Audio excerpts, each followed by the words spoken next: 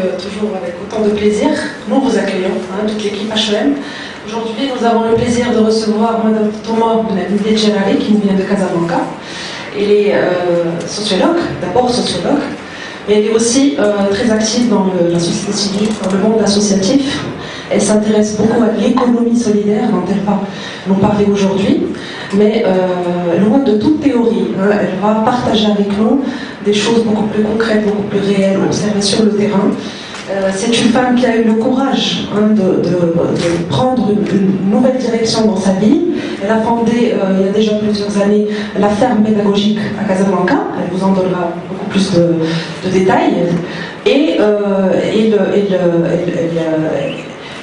elle croit en l'importance de ce qu'on appelle la solidarité, de l'entrepreneuriat aujourd'hui, de l'agriculture. Elle est revenue à la terre, elle est revenue à ses racines et à nos racines.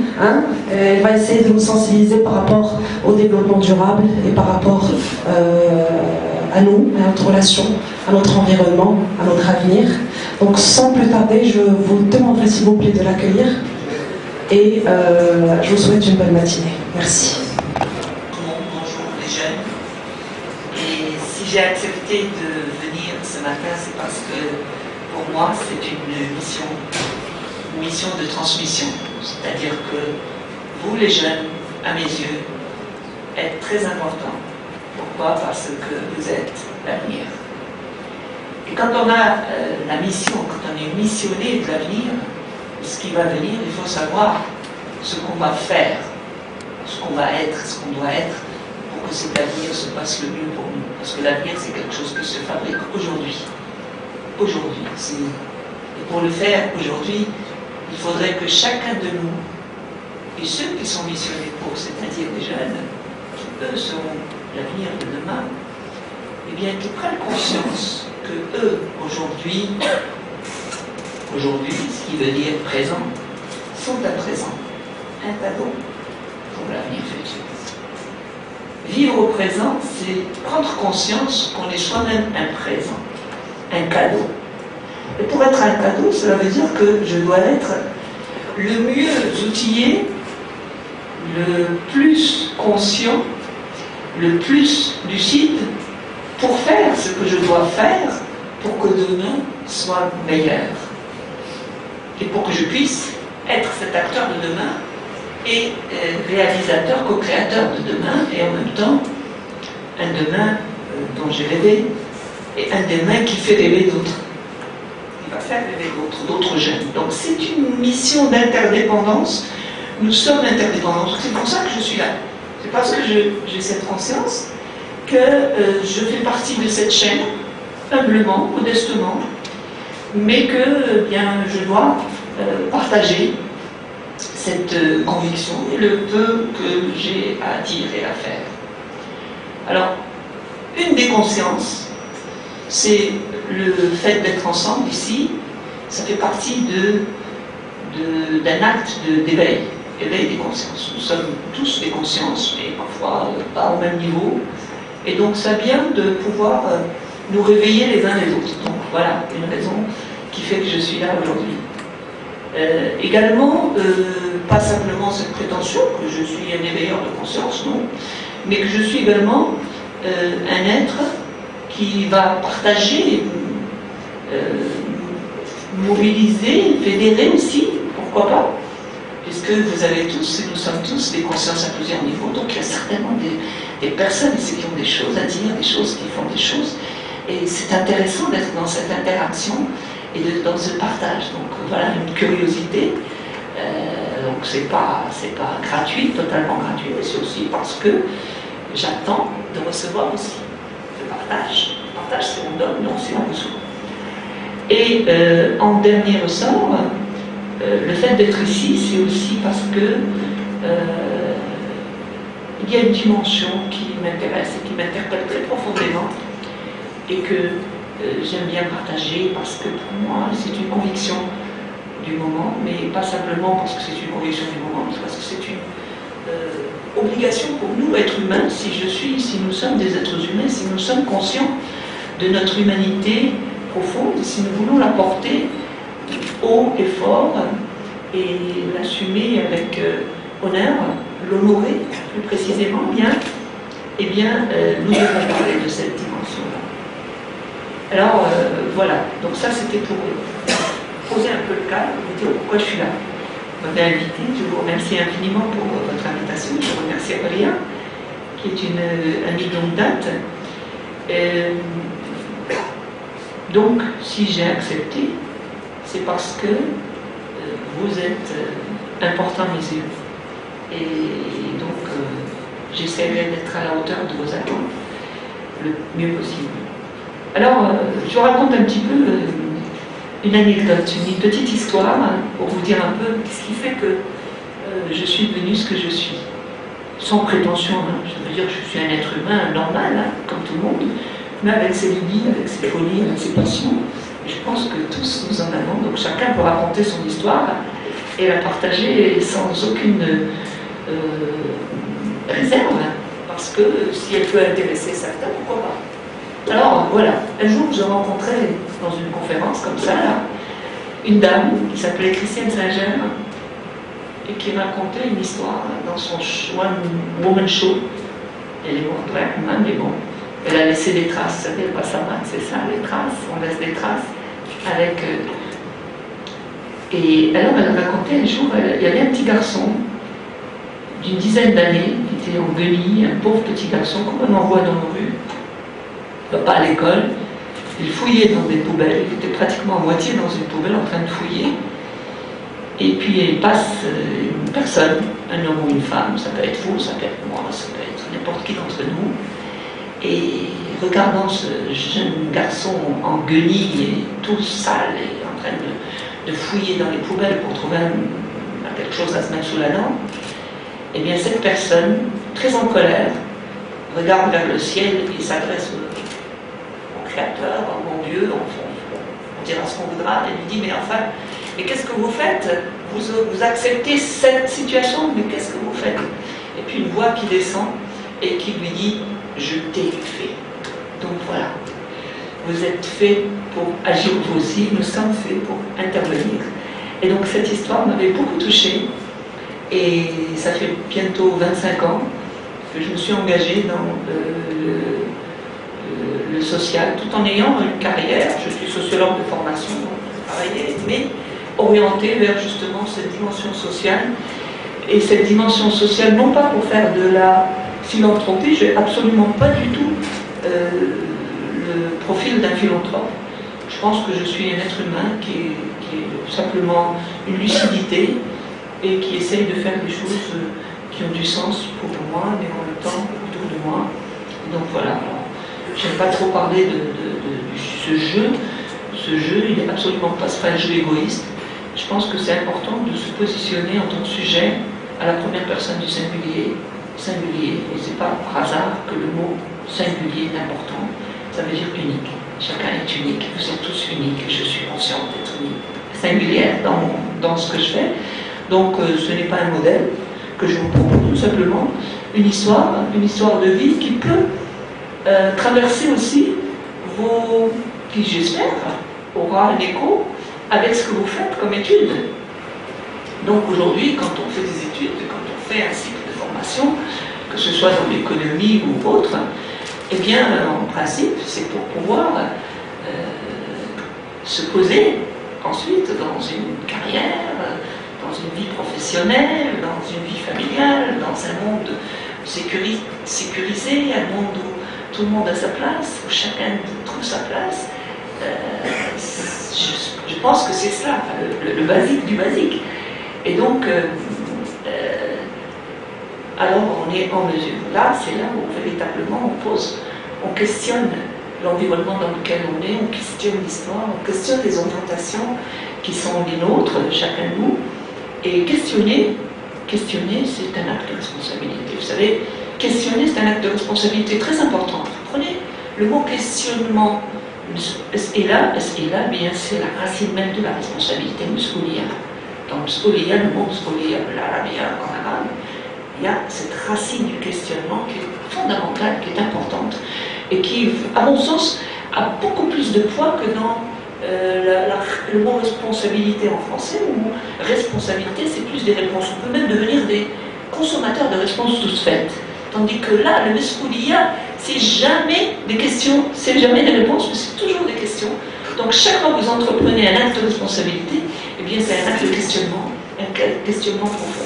Questionnement de vous-même, questionnement de ce que vous faites, questionnement de votre engagement, questionnement de l'environnement dans lequel vous êtes, questionnement de choix que vous faites, etc. Et c'est important parce que vous êtes obligé d'aller à la quête, comme celui de la recherche du trésor. Questionnement, c'est aller à la quête de la réponse. Aller à la quête de la réponse, ça veut dire que c'est quelque chose que vous fabriquez avec les éléments qui vont se présenter à vous et qui vont être dans votre argumentaire pour fabriquer votre réponse. C'est-à-dire que ce n'est pas quelque chose de tout fait. Bien sûr, vous allez vous inspirer de ce qui existe, vous êtes obligé, parce qu'on ne fait pas la roue, mais on est en voie de faire quelque chose. Alors aujourd'hui, quand on fait de l'économie, qui est votre cas, puisque vous êtes étudiant en management, votre préoccupation, c'est de faire des études qui vont vous amener vers des créneaux qui seront des créneaux viables, durables, où vous allez trouver votre place et où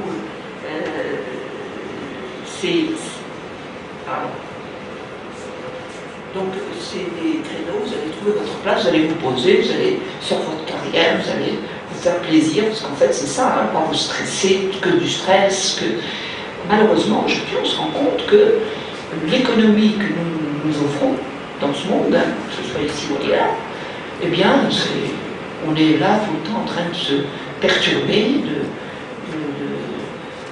on n'est pas sûr de l'avenir, il y a du stress, il y a de l'angoisse, c'est quelque chose qui interpelle profondément et on se pose des questions. Est-ce qu'on est vraiment sur la bonne voie? Est-ce que c'est exactement ce qu'on doit faire? Et puis finalement, on se plie à l'habitude, on se plie à ce qui est là, à ce qui existe, et on se dit, ma foi, il faut continuer dans cette voie, même si cette voie nous mène droit au mur. On a des peurs de changer, peur de prendre des voies, des orientations différentes. De temps en temps, il faut avoir le courage de le faire parce que sinon, le changement, de toute façon, il va s'opérer un jour ou l'autre. Et il va être plus dur que ce qu'on espérait. Parce que, comme dirait le philosophe, il n'y a de permanence que le changement. Le changement est toujours là. Et si on n'est pas capable d'être dans la lucidité de ce que apporte le changement, eh bien, les chutes risquent d'être difficiles à supporter et ça risque de faire mal. Et c'est ce qui se passe un petit peu partout dans le monde. On voit les crises partout, le chômage, les jeunes font des études, on n'est pas sûr de faire des études, on n'est pas sûr de trouver du travail. Mais on continuera à faire des études dans cette branche-là, même si on n'est pas sûr de faire du travail, de trouver du travail. Et donc prendre la tangente et aller vers des branches ou des orientations qui vous paraissent peut-être un peu pas tout à fait dans l'air du temps, eh bien parfois il faut avoir le courage de le faire. Alors, moi je vous raconte tout ce qui s'est passé. Donc moi je suis sociologue de formation, je m'arrive d'intervenir dans les instituts, dans le niveau des masters, mais j'étais sociologue dans une grande boîte de la place, c'était la Caisse nationale de sécurité sociale, à Casablanca. J'avais un poste qui était très honorable, c'était très bien. Puis un jour, j'ai rencontré un monsieur qui m'a justement permis d'ouvrir mes yeux aussi sur ça. J'étais dans le social, je m'intéressais à l'économie solidaire, je m'intéressais beaucoup à la question féminine, des femmes au Maroc, puisque les femmes sont sans faire du féminin. Je ne suis pas là pour opposer les hommes et les femmes, non, ce n'était pas du tout l'objet. Pour moi, l'objet, c'était comment les femmes et les hommes peuvent vivre ensemble mieux. Et comment faire en sorte qu'une société comme la nôtre puisse se rendre compte qu'elle est composée de sa moitié qui est féminine, que cette moitié forme, elle forme pratiquement les 100% de la société. Et que si cette moitié-là est dans un état lamentable et déplorable, eh bien tous les 100% de la société sont dans un état déplorable et lamentable. Donc c'était ça la question. C'était pas faire des femmes des super-women simplement pour... Donc il fallait travailler sur ces questions. Et ça a été une préoccupation pendant plus d'une décennie. Je me suis intéressée à cette question. Mais un jour, dans le cadre de cet itinéraire, nous avions organisé une belle rencontre dans le sud du Maroc, du côté de Taroudan, où l'approche de lutter contre, parce que quand on fait de l'économie, il faut aller chercher aussi comment lutter contre la pauvreté, n'est-ce pas? Donc les gens font beaucoup de lutte contre la pauvreté. Malheureusement, la lutte contre la pauvreté n'est pas un axe de l'économie. C'est un axe du social, parce qu'on pense que la pauvreté, c'est le projet des associations, c'est pas du tout le projet de la politique économique globale, c'est quelque chose, c'est une voie en marche. Or malheureusement, je pense que peut-être que je me trompe, mais en tous les cas, l'économie doit intégrer toutes les dimensions. C'est-à-dire qu'en fait, l'économie, quand elle est l'économie, elle est d'abord sociale, elle est pour la société. Et que les hommes et les femmes qui constituent cette société devraient pouvoir trouver leur place dans le fonctionnement de cette société. Parce que l'économie, c'est quoi? C'est comment nourrir cette société, comment faire en sorte qu'elle travaille, comment faire en sorte qu'elle puisse trouver et développer tous les créneaux qui sont utiles à l'organisation de la société. Donc l'économie, il y a tout. Hein. Il y a la nourriture, il y a l'habitat, il y a l'éducation. Ça, c'est l'économie. Tout est économie. Hein. Et donc, on ne peut pas faire de l'économie un pan à part qui va traiter que des axes où ça marche, et là où ça ne marche pas, c'est le reste. Non, c'est transversal de tout. En fait, tout est transversal dans tout. Et donc, cette question des femmes nous a amené à aller nous poser des questions. Pourquoi est-ce que la manière dont on a vu les femmes dans ce pays, et on les a cantonnées dans une dimension de la pauvreté, c'est-à-dire défavorisées, la majorité sont dans des activités en marge, ils font de l'artisanat aussi en marge. Vous voyez l'économie, comme elle a commencé à exclure un peu tous les pans de la société, jusqu'à se retrouver complètement elle suffoquait, puisqu'elle était entourée de toutes ces niches qui, elles, faisaient vivre des pans de la population, mais qui, en fait, n'étaient pas intégrées ou conçues comme étant véritablement des activités économiques à part entière. Et donc, on s'était posé la question en disant, écoutez, si ces femmes continuent à exister, si elles sont là, c'est qu'il y a quelque chose de bon dont il faudrait, à quoi il faudrait s'intéresser. Donc, on s'est posé la question, on s'est dit, allons voir et allons interpeller la richesse des gens. Donc, c'est une approche, changer d'approche. Donc, voilà déjà un courage. Le premier courage, c'est que quand on veut faire de l'économie, bien, au lieu de faire de l'économie avec ce qu'on n'a pas, et c'est malheureusement ce qui se passe souvent, on se dit tiens, on n'a pas ceci, on n'a pas d'industrie, donc il faut faire de l'industrie, on n'a pas, alors on n'a pas de, donc il faut toujours aller vers. Mais malheureusement, quand vous faites comme ça, c'est que le temps d'avoir les ingrédients pour faire un créneau, pour développer un créneau, ça prend du temps. Et souvent, vous laissez pour compte tous ceux qui font autre chose. Donc il y avait de rurales qui faisaient de l'agriculture, n'était pas considéré comme étant une véritable économie, il y avait les femmes et les hommes qui faisaient de l'artisanat, qui n'étaient pas considérés comme une véritable pan de l'économie, donc peut-être un peu laissé pour compte. Donc, et pourtant, c'était des poumons économiques de la société marocaine. L'artisanat et l'agriculture sont deux poumons de l'économie, comme l'agriculture était le poumon économique de la France, et qu'elle l'a développé, pour le Maroc, c'était ça. Mais on va s'intéresser à l'agriculture et à l'artisanat quand elles vont être structurées. Donc il y en a beaucoup qui ne vont pas être structurés. Donc tout un pan de l'économie non structuré ne sera pas concerné. Donc ça sera laissé pour compte ou laissé aux mains des associations. Donc nous étions une association de femmes qui nous intéressions à ces questions-là, mais on s'est dit, même si on s'intéressait en tant qu'association, on va s'y intéresser différemment. C'est-à-dire qu'on va poser un regard positif sur ce qui se fait, ce que ces femmes ont comme richesse en elles, qui ont fait qu'elles continuent à être là. Et partant de là, cette approche-là, qu'est-ce qu'elle vous permet en fait?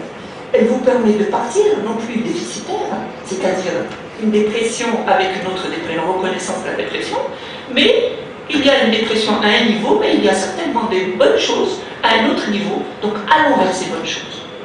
Et avec ces bonnes choses, construisons. Et construisons ensemble, puisque c'est la force, c'est pas la nôtre. C'est une expression formidable. Ça veut dire que ne vivra que quand on vivra bien, que quand on sera capable de détecter en nous nos capacités, prodromès, les capacités. Donc c'était ça après la lutte. Donc on s'est dit, on va aller vers les femmes et on va travailler avec leurs capacités, et on va aller ensemble avec elles, chercher comment c'était. Donc dans cette rencontre, on avait choisi 4 ateliers, 4 villages, 4 activités de femmes. Il y avait l'activité du tissage, je savais que les femmes font beaucoup de tapis, hein. Pourtant c'est une grande économie le tapis, mais dès qu'il s'agit de commercialiser, hop, ça échappe aux femmes. Donc je ne suis pas là en train de critiquer, je suis simplement en train de faire des constats. Donc on s'est dit, bah, écoutez, il y a quelque chose à faire avec ça. Et on avait dit un petit peu dans l'économie, quand vous apportez des notes d'amour et des notes de passion, et puis quelques notes poétiques, c'est mieux, parce que l'économie aujourd'hui c'est tellement froid qu'effectivement ça vous donne froid dans le dos. Pour l'exploitation, l'argent, le profit. Aujourd'hui l'économie, tout service de l'argent et du profit barbare, et ça, il faut faire parce que c'est ça qui mène droit dans le monde. Tandis que là c'était de l'humain. Il y avait de l'humain, il y avait des tapis, il y avait du tissage, il y avait de la poésie, il y avait un peu d'argent. C'est vrai qu'on ne fait pas beaucoup d'argent, mais au moins tout le monde mange. Et tout le monde est passionné et reconnu. Et ça, je crois qu'on a perdu un peu cette dimension dans l'économie. On ne valorise que ce qui est froid. Et sonnant et trébuchant. Donc c'est froid en général. C'est liquide et c'est froid. Voilà. Alors, du coup, c'était autre chose. Donc ces femmes-là, elles tissaient l'espérance. Alors, tisser l'espérance. Vous savez, quand une femme fait un tapis, elle ne fait pas qu'un morceau de toile, de moquette ou de tapis, que nous on foule avec le pied, mais elles racontent leur histoire, elles racontent leurs couleurs, c'est des couleurs, c'est des histoires, c'est des histoires de vie, c'est des émotions, c'est extraordinaire. Donc quand vous faites de l'économie en même temps, vous voulez vendre ces tapis que vous commencez à raconter, c'est une valeur ajoutée, pourquoi pas? Et donc ça, au niveau de l'économie, ça a été complètement zappé. Donc il faut ramener ça. Donc on a fait cette expérience, c'est formidable. Il y avait un deuxième atelier dans un autre village où c'était sur l'art culinaire, l'art de la métamorphose. Alors on vous rendez compte, l'économie avec l'art de la métamorphose, mais qu'est-ce que ça raconte? C'est votre femme, c'est débile, c'est pas l'économie ça. Bien sûr, c'est l'économie. Vous savez pourquoi?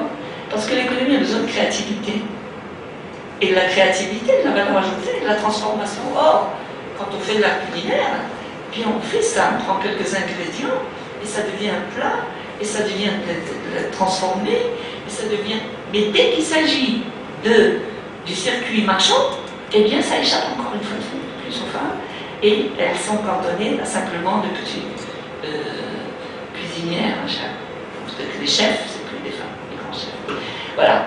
Alors donc, nous, c'était une affaire de dire que ce travail-là était un travail magnifique, et que l'économie en crise avait besoin de créativité, mais les femmes savaient en faire, et qu'il fallait s'intéresser encore plus à ça. C'est une approche assez intéressante, mais qu'il fallait avoir le courage et l'audace de faire. Alors, un autre aspect, qui était quand même un aspect de chez nous, et qui aujourd'hui a pris, bon, je vous parle de 2001, hein, donc on était vraiment en l'avant-garde, c'était toute l'économie où les femmes sont impliquées, ces femmes qui sont laissées pour compte, c'était l'humain. Alors, j'allais dire l'humain, l'économie, cette femme, qu'est-ce qu'elle raconte? Ben oui, le humain, c'est un temple du corps, et le corps est le temple de la vie. Vous savez ce qu'on fait, l'humain? Il y a des produits qu'on utilise à base de rassoul, à base de savon, à base des essences pour le corps, que ce soit les hommes et les femmes. Et bien depuis, il y a eu un développement des spas comme vous ne le savez pas.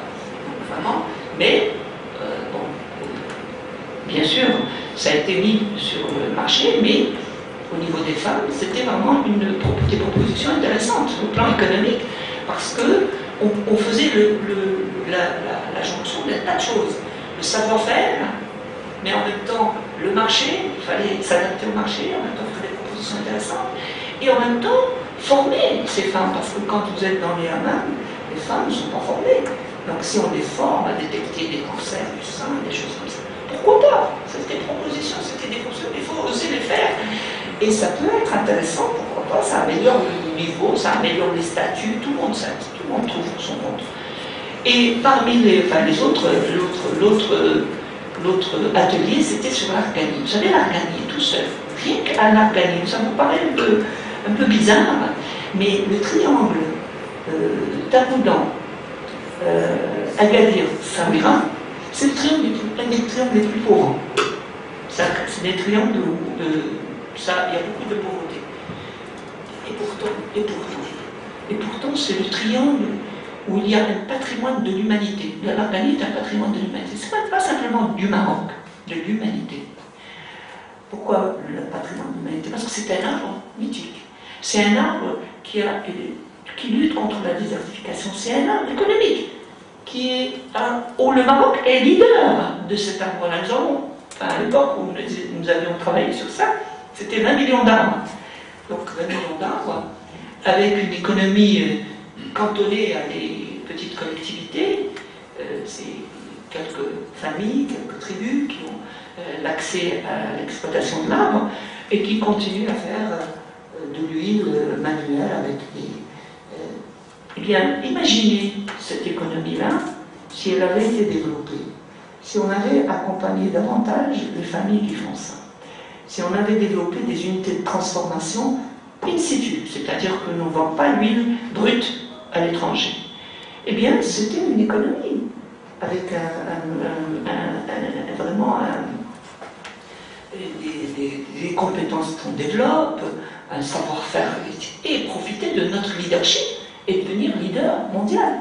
Voilà, c'est l'occasion. Nous sommes déjà leader mondial, mais ce leadership, nous ne l'avons pas exploité véritablement. Bon, maintenant, ça commence un petit peu, mais à l'époque, quand on parlait, c'était vraiment concret ce qu'on posait comme question. Et donc, vous voyez que l'économie, c'est aussi un regard. Et quand on fait de l'économie, on fait un ancrage dans son environnement. Et l'environnement, il n'est pas simplement ce que fait à l'échelle mondiale, et on se connecte au mondial et à l'international, mais essayer de voir au départ de ce que nous sommes, de ce que nous avons, comment on peut éventuellement nous connecter au mondial.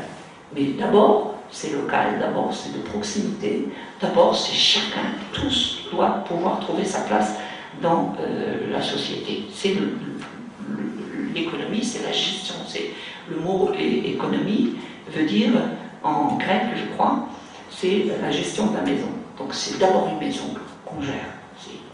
Nous sommes tous une maison et on doit gérer, et chacun dans cette maison doit trouver sa place, doit être nourri, logé.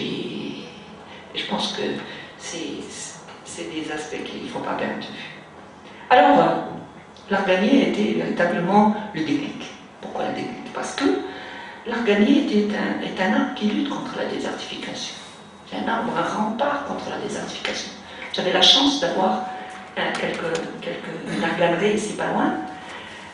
C'est tout récemment qu'elle a été découverte parce que nous étions tous partis. Hein, vous voyez parfois on connaît mal nos ressources et nos potentialités, nos opportunités. L'arganier est une opportunité d'en faire pour un pôle de compétences extraordinaire. Il aurait pu devenir un grand pôle de compétences, puisqu'on parle beaucoup de ses expériences économiquement. Eh bien, cet arbre qui lutte contre la désertification, imaginez, dans le rural, vous allez me dire, oui, mais les gens du rural, ils n'ont pas fait d'études, oui, mais ils peuvent faire des plans, ils auraient pu développer des plans d'arganier, on aurait pu faire des pépinières un peu partout et développer, et vendre nos arbres d'arganier un peu dans le monde. Pourquoi pas? Alors, bien sûr, ça, on nous disait, mais c'est pas possible parce que l'arganier pousse tout seul, ce qui est vrai quelque part, un petit peu, mais pas totalement, et il ne peut pas se développer, donc il ne peut pas être transféré. Il y a eu une expérience en Israël où on a pris des arbres, on les a amenés là-bas, on a créé le biotope, et tout, et ça n'a pas donné de fruits. Donc, ça ne va pas être possible. Et je peux vous dire que c'est possible quand on fait de la recherche dans ce sens. C'est-à-dire qu'aujourd'hui, on est arrivé à faire des plants mycorhizés. Alors, mycorhizés, ça veut dire quoi? Ça veut dire que dans la racine, on a injecté un champignon, une mycorhize, qui, elle, protège les racines, qui permet à l'arbre qui est une sorte de tuteur, vous savez, comme une nounou, qui protège les racines, donc elles ne sont pas mangées, parce qu'elles sont très fines, les racines d'arganie, elles ne sont pas mangées par les vers. Et donc, quand il a pris, ça y est, il est devenu autonome. Et moi, j'en ai 5 dans ma ferme, comme ça, qui sont à plus de 2 mètres de hauteur, avec plein de fruits. Et c'est une ferme qui est pas loin de Casablanca, donc vous voyez, il a pu émigrer et s'est installé très très heureux à Casablanca canon, vous pouvez en avoir partout. Et ça, c'est un arbre qui lutte contre la désertification. Et la désertification est une problématique aujourd'hui dans le monde entier. C'est un marché. Si on veut parler économie froide, eh ben, on peut utiliser la désertification et faire de l'Arganie, qui est un patrimoine de l'humanité, et notre patrimoine marocain, pour en faire un pôle de compétences, et développer, et le diffuser à travers le monde, pourquoi pas. Mais c'est un choix. Donc voilà un petit peu pourquoi c'était intéressant. Alors durant ce séminaire sur l'Arganie, puisqu'on a eu des rencontres magnifiques, et des choses, des déclarations, on avait un chercheur anglais, et à l'époque, ce chercheur anglais nous disait que la reine-mère d'Angleterre, elle se traitait à l'huile d'argan. À l'huile d'argan. C'est-à-dire faire un antioxydant, c'était excellent, donc c'était bon pour elle, pour son rythme cardiaque, pour ses... Donc vous voyez que l'arganier, pourquoi c'est un pôle de compétence? Parce que vous pouvez en faire une agro-industrie, mais en même temps, tout ce qui est cosmétique, aujourd'hui ça se fait, mais ça se fait ailleurs, pas ici, ou très peu ici. Et aussi, c'est-à-dire que ça pourrait être dans le paramédical, c'est-à-dire comme nutriments complémentaires, etc. Donc on avait amené Nobiol, vous connaissez peut-être, l'usine, enfin, producteur de Nobiol, pour voir, on leur dit, mais écoutez, si c'est faisable, pourquoi est-ce que vous ne créez pas une unité de production ici, de gélules, d'huile d'argan, et tout ça, et où on vend, puisque l'huile est importante. Donc c'était vraiment, on avait abordé des thématiques assez intéressantes, assez audacieuses, parce que une poignée de femmes qui parlent de ces choses-là, c'est pas toujours évident. Et pourtant, ça, bon, la dynamique a pris un petit peu, bon, mais il y a encore plein de choses à faire. Et en même temps, ce qui m'avait personnellement interpellé dans cette histoire, c'est que ce monsieur que j'avais rencontré lors de cette rencontre, qui s'appelle Pierre Rabhi, monsieur Pierre Rabhi, si vous rentrez sur le site, vous allez voir, c'est un monsieur exceptionnel. C'est un monsieur qui est haut comme ça, qui est algérien d'origine, mais qui a vécu en France, qui a été élevé par une famille française, et qui est parti, mais comme il est du désert, hein, c'est quelqu'un qui est né dans le désert, qui a quitté le désert à l'âge de 4 ans, mais qui a porté le désert dans sa vie et qui a continué à lutter contre le désert. Donc c'est quelqu'un qui a fait un travail fabuleux de lutte contre le désert, même en France. Et arrivé en France, il avait choisi sa vie, c'est-à-dire plutôt que de vivre... c'est aujourd'hui un grand philosophe, un paysan d'abord, comme moi, je suis devenu paysanne, et je l'assume, et vraiment je trouve que c'est le plus beau métier du monde, simplement il a été tellement dévalorisé, nos paysans sont vraiment dans un état lamentable, qu'il faudrait redemander, parce que sans eux, s'ils faisaient grève, on serait morts de faim tous. Et donc, plus important que les grèves des banques et tout ça, à la limite.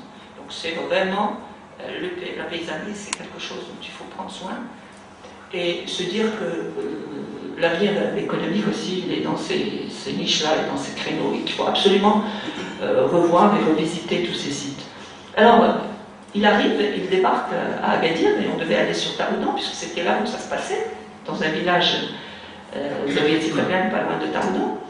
Et sur la route, il me dit, Thomas, écoute, mais votre pays est en voie de désertification. Moi, j'entends une phrase comme ça, je me dis, mais qu'est-ce qu'il raconte? C'est pas possible. Comment ça, une voie de désertification à Agadir? C'est la production des oranges et des tomates, et c'est blond. Comment peut-on être en voie de désertification quand on est capable de produire de l'eau et d'exporter de l'eau? C'est-à-dire qu'on en a beaucoup. Donc, logiquement, eh ben non. Donc, on exportait de l'eau, effectivement, mais avec un stress hydrique de plus en plus difficile, et je ne comprenais pas. Donc au début, ça a pris une semaine. On était là pendant une semaine, et ça a été vraiment un chamboulement au niveau émotionnel. Ce n'était pas intellectuel. C'était pas, ça ne s'adressait pas à ma tête, parce que ma tête a refusé. Mon esprit refusait, ma compréhension. Mon intellect refusait. Mais quelque part, dans mon cœur, quelque chose avait changé, avait bougé. Et ça, c'est important, parce que l'économie, c'est pas uniquement dans la tête. Il faut aussi que les cœurs comprennent. Nous sommes des humains avant tout, nous ne sommes pas des robots. Donc on ne fonctionne pas qu'avec les têtes, parce qu'il n'y a que les robots qui fonctionnent avec les têtes. Eh bien, quand on a travaillé pendant une semaine, bien entendu, mes questions étaient récurrentes, je revenais souvent à la charge. C'est quoi ça, mais comment, etc.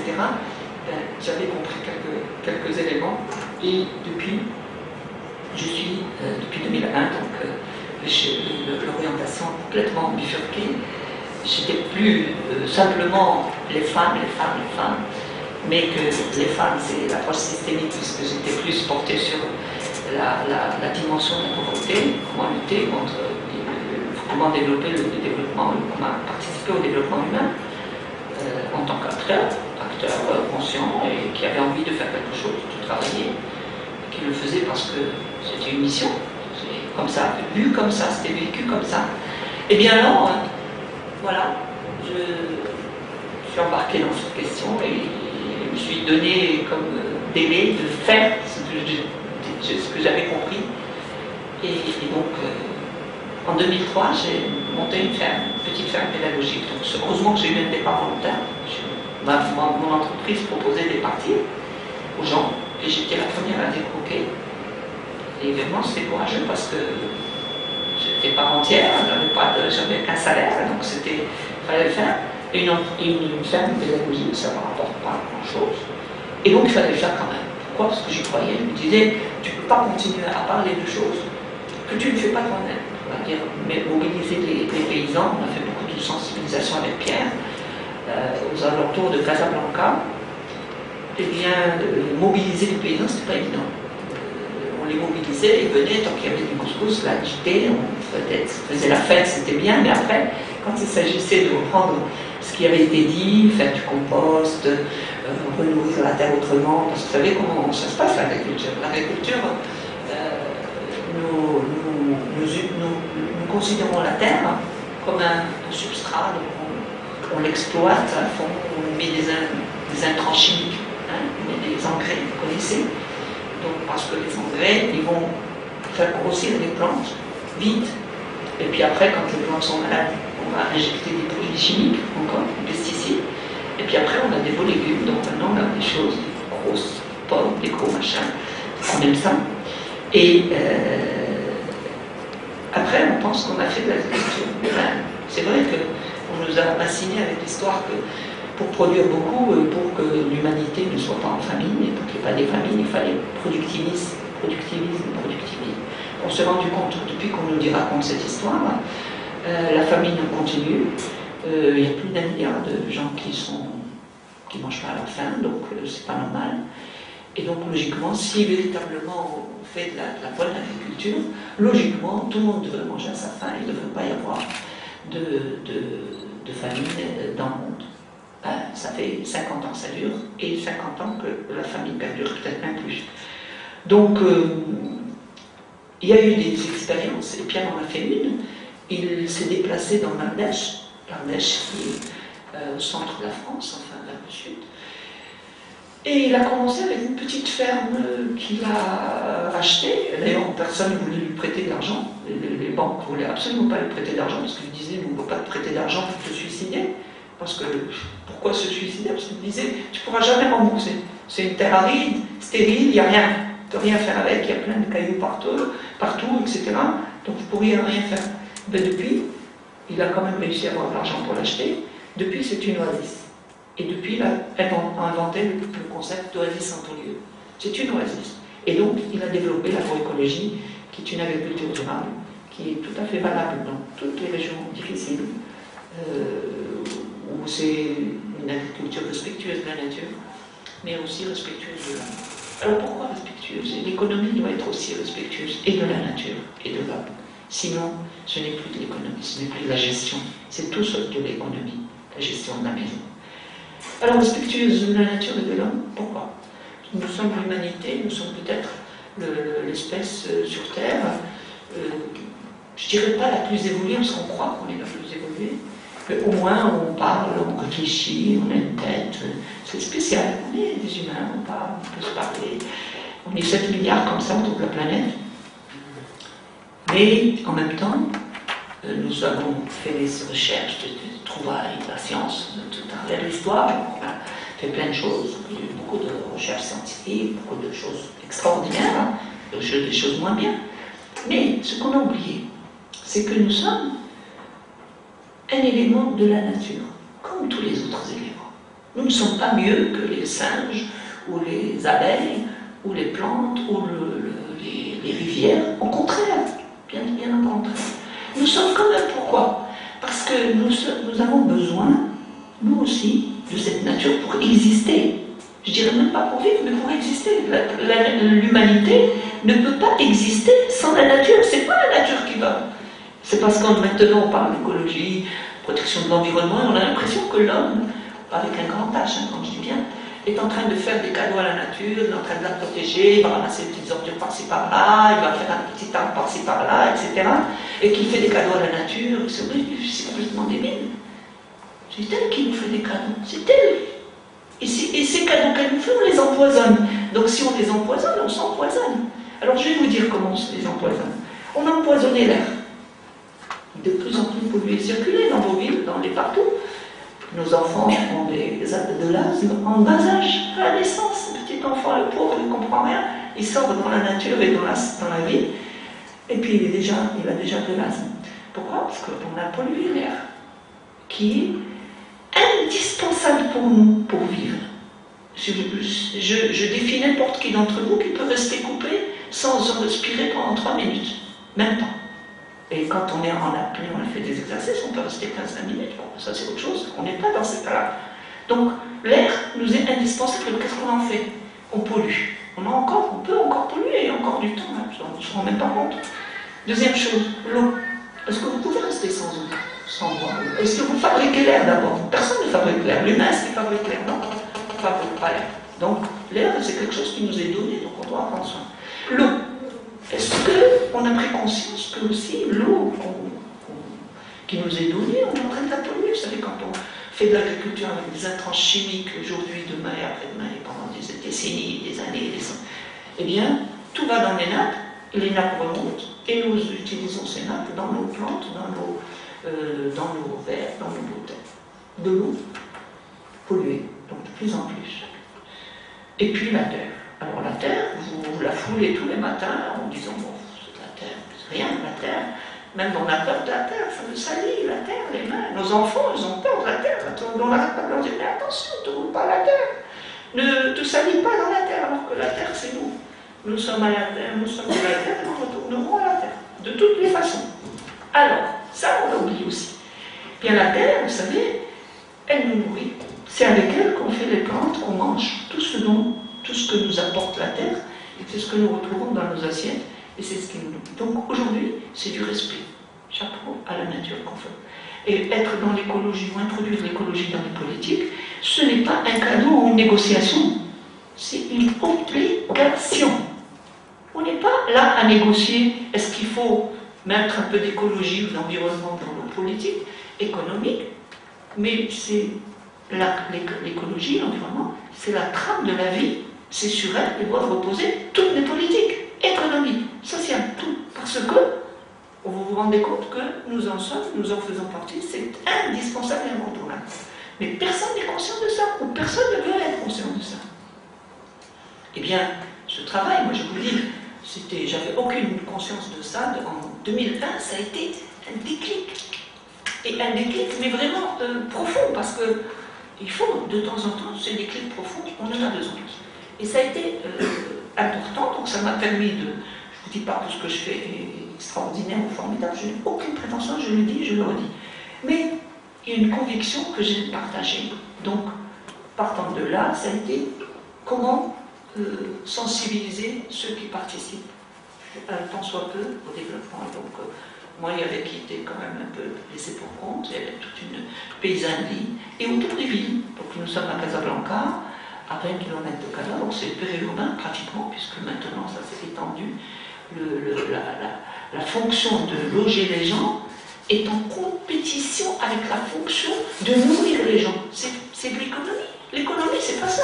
L'économie, c'est la fonction de nourrir doit être en accord et en coordination et non pas en compétition avec la fonction de loger, parce qu'on en a besoin. Les deux sont nécessaires à l'être humain. Eh bien, l'économie ou la compétition, qui veut dire la mise à mort. Compétition, c'est la mise à mort. C'est de la mise à mort. Il faut tuer ci, il faut tuer ça pour faire vivre ça. Bien, ce n'est pas de la véritable économie. Il faut faire attention, je pense qu'il faut revenir à des dimensions beaucoup plus soft, beaucoup plus raisonnables, beaucoup plus...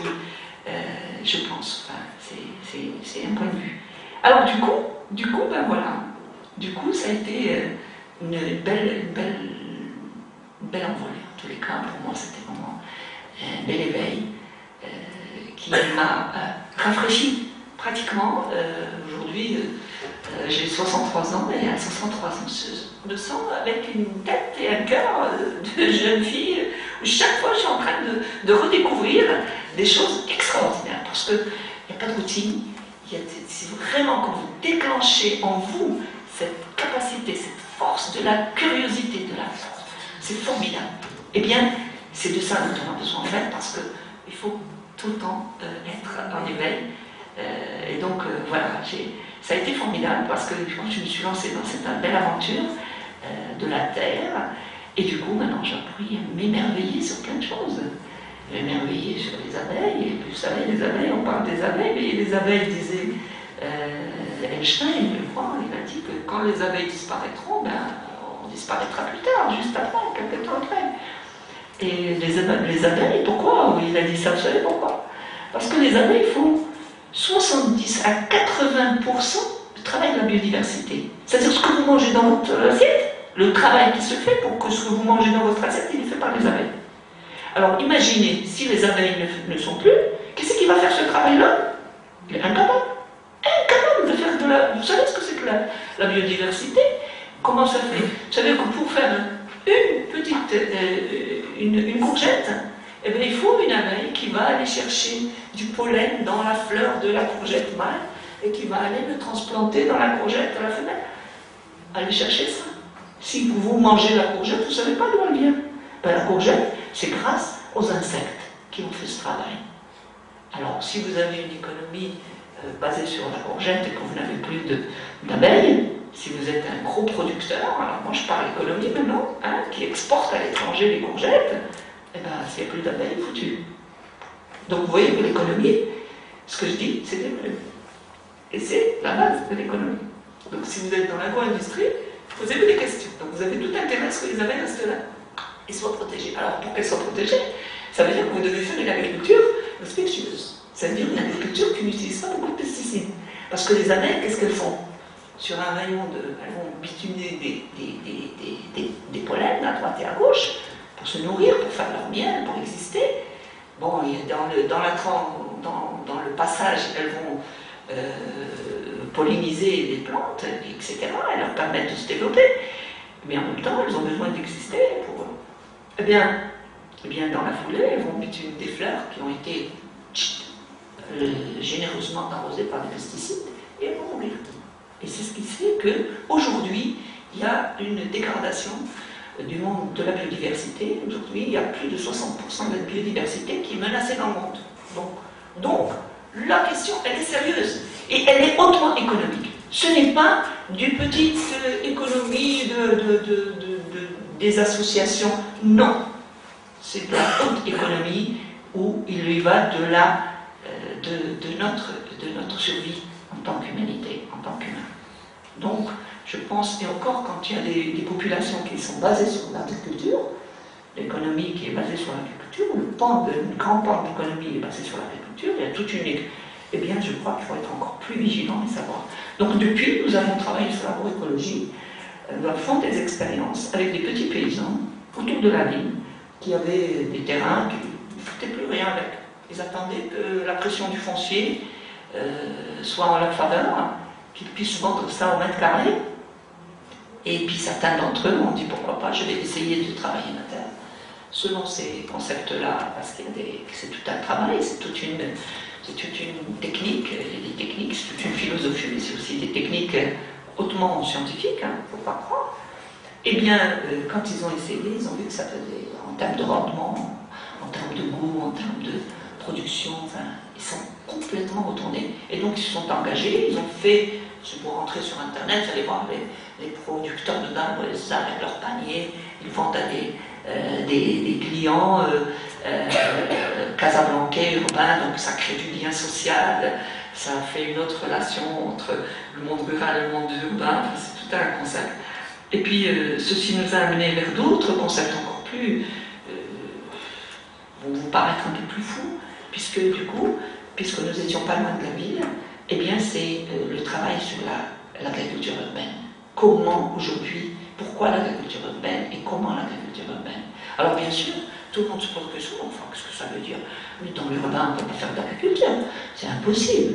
Il n'y a que des maisons, il n'y a que des villas, il n'y a que des immeubles, il y a des routes, il n'y a plus de terre, il n'y a plus, etc., etc., c'est tout à fait légitime. Mais dans les villes, il y a des jardins, il y a des grands jardins, il y a des parcs qui sont très mal entretenus souvent, ils sont très très mal entretenus, parfois ils sont même insécurisés, ils deviennent des nids d'insécurité.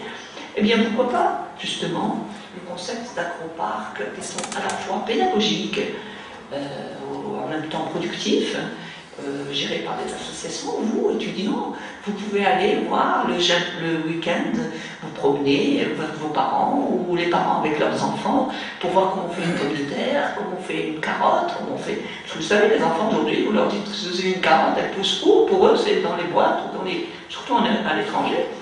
Pour eux, les carottes, c'est coupé en rondelles, c'est fait comme ça. Alors, la carotte, c'est des rondelles. Alors, si vous voyez une carotte avec des feuilles, bon, ça n'existe pas, c'est pas une carotte, c'est autre chose. Donc, vous comprenez que sur le plan pédagogique, ce retour à la nature avec cette connexion directe avec la nature est intéressante. Parce que, et c'est d'économie encore une fois. C'est-à-dire que c'est pas simplement une vue de l'esprit. L'agriculture urbaine, aujourd'hui, c'est un concept qui est rentré dans toutes les mégacities, les grandes villes, et il fait partie de l'aménagement de la ville. Ça fait partie de l'aménagement. On ne peut pas faire un schéma d'aménagement sans introduire l'agriculture urbaine. C'est obligatoire. À New York, à Berlin, à Paris, partout. Donc il faudrait que ça se fasse aussi dans nos villes. Et il y a énormément de choses à faire. Et c'est vraiment très intéressant. Donc on a développé aussi des petits concepts pour démonstratifs. Parce que et ce travail-là a été fait avec les Allemands, dans le cadre d'un grand projet maroco-allemand avec eux. Et bien entendu, quand vous parlez d'agriculture urbaine, ce n'est pas uniquement la production, mais c'est aussi toute la réflexion sur qu'est-ce qu'on fait de nos eaux usées, qu'est-ce qu'on fait de nos déchets alimentaires, est-ce qu'on ne peut pas faire autre chose que ce qui se passe aujourd'hui, donc nos décharges. Et donc c'est tout un travail sur les recyclages, les réutilisations, la problématique des eaux. Vous savez, le Maroc est dans un stress hydrique. Donc il serait temps qu'il se bouge, qu'il se réfléchisse, et il commence, mais il faut qu'il aille à une vitesse supérieure. Comment faire face justement à ce stress hydrique, comment faire face à cette problématique de l'eau, et comment réutiliser justement le recyclage aujourd'hui. Vous avez vu les steppes, vous avez dû entendre parler des steppes que Sa Majesté le Roi est en train d'inaugurer. On a inauguré une à Diona et une du côté de Marrakech. Donc ces steppes, c'est les stations d'épuration des eaux usées où vraiment l'eau, le traitement de l'eau vraiment arrive à un stade de purification intéressant et il peut être utilisé. Mais comme il n'y a pas de travail sur ça, eh bien, il n'y a pas de travail psychosociologique sur ça, parce qu'il faut impliquer les gens, il faut que les gens connaissent de quoi il s'agit. Donc c'est des débats qui n'existent pas encore chez nous, et donc automatiquement, eh bien, nous n'avons malheureusement pas accès à ce type de réflexion, et dans le meilleur des cas, oh non, utiliser de l'eau, c'est pas bon, c'est tout. C'est des choses comme ça qu'on aura. Et donc je pense qu'il y a tout un travail de sensibilisation à faire. Et voilà, ben, je pense que j'ai essayé de faire le tour. Hein. Je ne veux pas mobiliser la parole plus longtemps.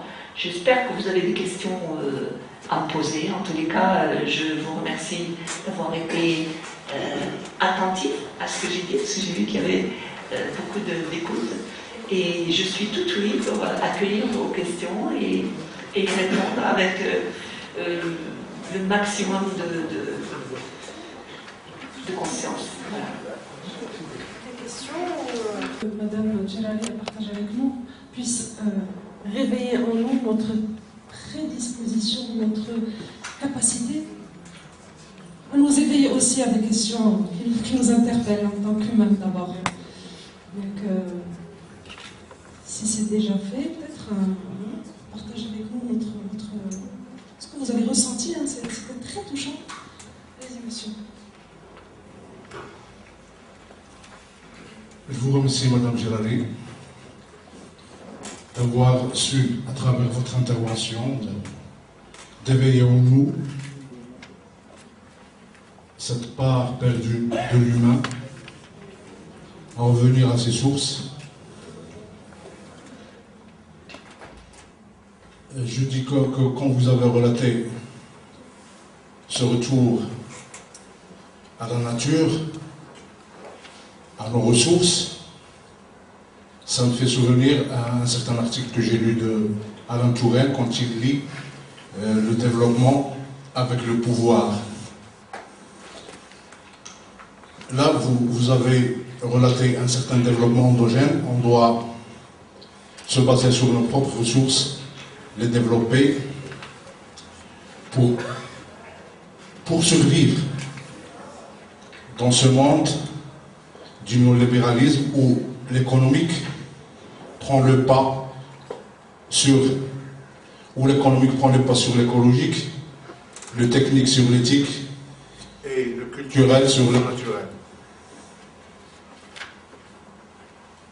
Moi, je pense qu'il y avait une coupure intergénérationnelle, parce que quand vous parlez, moi je dirais qu'on a connu une certaine économie de subsistance, qu'il y avait un savoir implicite, peut-être non scientifique, chez nos paysans, à gérer de l'eau, à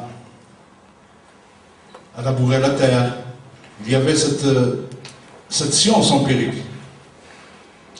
Mais quand on a opté, ou on nous a imposé un modèle économique qui visait l'universalisme, on a fait coupure avec nos sources. Je crois que la grande problématique, c'est là. Est-ce qu'on doit opter pour un développement endogène ou rester sur le développement exogène? Quand M. Alain Touraine liait le développement endogène, c'est à la démocratie, c'est un pouvoir politique. Donc, c'est tout un système qui doit changer. Et merci. Bonjour, je suis étudiant en économie et je suis vraiment intéressé sur le thème de l'écologie et l'importance qu'on donne aujourd'hui à l'écologie. Mais généralement, je vois que le monde est réveillé aujourd'hui, c'est-à-dire qu'il donne d'importance à l'environnement, à l'écologie. Mais si je cite certains protocoles, par exemple celle de Kyoto, protocole de Rio de Janeiro, ils ont montré certains diverses, c'est-à-dire certaines oppositions des idées de certains pays. Par exemple, les États-Unis n'ont pas signé le protocole de Kyoto. Pourquoi? Parce qu'il a peur que cette nouvelle forme de l'environnement pose un problème ou constitue un certain obstacle à leur croissance. Généralement, je pense que la Chine ne signera pas, parce que l'industrialisation chinoise permet à ce que ces nouvelles techniques ne soient pas appliquées. Mais moi je dirais que l'importance aujourd'hui, c'est éveiller la conscience du public, c'est-à-dire donner l'importance aux gens et faire comprendre que l'environnement c'est un élément important. Mais qu'est-ce qu'on peut faire aujourd'hui sur nos gouvernements? Est-ce que ces nouvelles techniques de l'environnement, c'est-à-dire que ce sont des techniques nouveaux qui sont parfois difficiles à maîtriser, est-ce que ces nouvelles techniques de l'environnement doit-on donner importance à ces nouvelles technologies de l'environnement, ou est-ce qu'on va continuer à toujours employer les anciennes techniques qui sont coûteuses et qui sont désastreuses à l'environnement? Et merci. Le productivisme, création de richesse, mais ok, on peut se poser la question. Et donc pour changer, mettre tout, faire de l'écologie la trame de l'économie, c'est un chamboulement de paradigme complet. Donc ça veut dire qu'il faut changer le lobby de la chimie, le lobby de... Enfin, c'est des lobbies, il ne faut pas rêver. Donc c'est pas évident de changer, parce que c'est des pans de l'emploi, c'est des pans de l'industrie à l'échelle mondiale. Et donc, mais il faut faut prendre conscience que de toute façon, si on continue dans cette voie, on va aller droit dans le mur. Que de toutes les façons, le fait d'avoir exploité le pétrole pendant des décennies et des décennies, aujourd'hui le pétrole est en voie de disparition, donc il faut changer. De toutes les façons, on est obligé de changer, parce qu'on va continuer à faire. Pourtant, quand vous regardez l'industrie automobile, elle continue à fabriquer des voitures qui utilisent l'essence. Même si, dans 20 ans, 30 ans, 40 ans, il n'y aura peut-être plus d'essence à mettre dans les voitures. Ben, on continue à faire des moteurs à essence. Donc on se pose des questions effectivement de la cohérence. Ça, vous avez raison. Mais aujourd'hui, l'économie, elle n'est pas au service des populations. Malheureusement, c'est ça le constat triste. Elle est au service de l'argent. Elle est au service du capital, au service de la finance. Du monde de la finance. Vous avez vu, le monde de la finance, qu'est-ce qu'il a fait? Elle est au service du profit barbare sans limite. C'est-à-dire que la croissance à tout prix, alors que nous, dans un monde qui est limité, et la croissance est illimitée. Donc, comment vous pouvez-vous construire un système illimité sur des bases de ressources limitées? Donc ça, c'est la première question que les économistes se posent. Et je pense que là, il y a vraiment des choses à faire. Maintenant, vous avez parfaitement le droit de dire qu'effectivement, s'il y a une éveil des consciences, si nous, on fédère nos consciences, si les gens à travers le monde commencent à parler que l'environnement est important et qu'on ne peut pas traiter la Terre, on n'en a plus. Pour le moment, ils n'ont pas encore trouvé un autre lieu où on peut vivre. On peut immigrer éventuellement si la Terre se porte mal. Personne, ils n'ont pas trouvé. Ils sont encore en train de rêver sur Mars, peut-être dans quelques décennies, peut-être, ou je ne sais pas, je dirais. Peut-être, ça se fera un jour, j'en sais rien, très bien évolué. Mais qui c'est qui va aller habiter sur Mars? Pour le moment, la Terre, ce petit point bleu dans l'univers, dans le cosmos, c'est le seul qui peut nous accueillir, c'est-à-dire qu'il nous offre l'air, la terre, l'oxygène pour vivre et l'eau. Les autres, il n'y a pas, ils n'ont pas trouvé d'eau. Mars, mais quel chemin? Donc, ça dit l'eau, j'aime que le nest, j'aime bon. Donc, nous, on est des humains. Et le fait d'avoir oublié que nous étions des humains, que nous avions besoin d'éléments indispensables, incontournables, et qu'on ne sait même pas fabriquer. On ne sait pas fabriquer, on sait tout faire sauf ça. On ne sait pas faire de l'air, on ne sait pas faire de l'eau. On ne sait pas faire de l'eau, on ne sait pas faire. D'accord? Eh bien, voilà, on ne sait pas faire de la terre non plus. On ne sait pas. On a fait des hors-sols et tout ça, mais ce n'est pas la terre. C'est la terre telle qu'elle est conçue, c'est-à-dire avec ses milliards de richesses, avec un grain de terre, ils ont fait des analyses. Peut-être qu'on a trouvé 3-4% de ce que peut contenir un grain de terre. Imaginez, il y a encore toute une chose à trouver. C'est exceptionnel, parce que c'est la richesse de la nature. Mais nous, on est en train de la bafouiller, et on ne s'en rend pas compte. Donc effectivement, il y a un travail à faire. Et les accords, ben voilà, c'est toujours la même histoire. Il y a beaucoup de gens qui sont conscients de la nécessité. Donc il y a des accords, mais les lobbies sont là pour dire attention, non, moi je ne marche pas. Hein. Les Américains, ils sont bloqués par les lobbies. Les lobbies de la chimie, les lobbies de... Donc c'est de l'industrie, des industries, donc c'est normal. Mais bon, espérons, enfin, croisons les bras pour qu'effectivement il y ait une plus grande conscience des décideurs, parce qu'ils ont la manne. C'est eux qui ont la décision, et donc espérons qu'il y aura plus de jeunes. C'est pour ça que c'est important de travailler avec nous, parce que demain, ce serait peut-être des décideurs.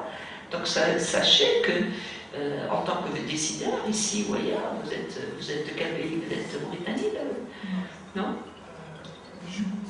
Pardon? Djibouti. Donc vous voyez, là, Djibouti, c'est aussi plein de problèmes. Hein. C'est une île, c'est ça? Je pense que c'est ça. C'est une île. Non, c'est pas une île. C'est pas une île, Djibouti? Non, c'est la Corne de l'Afrique. C'est la Corne de l'Afrique où bon, on fait des choses comme ça. Donc il y a plein de pression. Vous avez des problèmes de sécheresse, vous avez des problèmes d'eau, d'inondation aussi, et ben, comme partout ailleurs. Donc vous êtes appelés à vous réveiller et à prendre conscience. Je suis désolée de mon ignorance, je ne connais pas toute la géographie, mais il y a des choses à faire et on se voit ça autour de nous, partout, il y a plein de choses auxquelles on ne peut plus faire face, qu'on ne comprend pas, et des phénomènes que personne ne maîtrise. Donc il y a un travail à faire, effectivement, où on peut au moins, sur ce qu'on peut maîtriser, le maîtriser mieux, et faire le mieux possible, pour que parce que nous avons un devoir de transmission pour les générations futures. Il y a un proverbe qui dit N'héritons pas la terre de nos parents, nous l'empruntons à nos enfants. Et donc, alors on peut se poser la question, quelle terre on va laisser à nos enfants, mais aussi quels enfants on va laisser à la terre. Si on ne les réveille pas, et si on ne partage pas, si on ne partage pas avec toutes ces dimensions-là, on peut se poser des questions. Oui, j'avais promis à monsieur. Je voudrais juste remercier les organisateurs de cette manifestation. Et également, je voudrais remercier Madame Djerali de la présentation qu'elle a faite en tant que sociologue. Mais permettez-moi, moi en tant qu'agronome, il y a des agronomes ici présents qui sont attirés par le thème qui est sur l'agriculture solidaire. Il me semble que vous avez creusé aussi dans le domaine de l'agronomie et de l'économie aussi. En tant qu'agroéconomiste, je peux vous le... D'ailleurs, la question reste d'une grande actualité du moment que l'agriculture solidaire, et on peut l'inclure dans l'agriculture familiale en général. Comme vous le savez, les Nations Unies ont dédié l'année 2014 pour l'agriculture familiale. Et donc, vous voyez l'intérêt qu'il faut accorder à l'échelle de la planète, ce genre de... Et également, le Salon international d'agriculture pour 2014 sera dédié à l'agriculture familiale également. Et donc, vous voyez l'intérêt qu'il faut donner à cette... La question relative à la science économique, selon les néoclassiques, c'est la science de l'aménagement de la rareté. Effectivement, vous l'avez cité, c'est que nous avons des besoins illimités et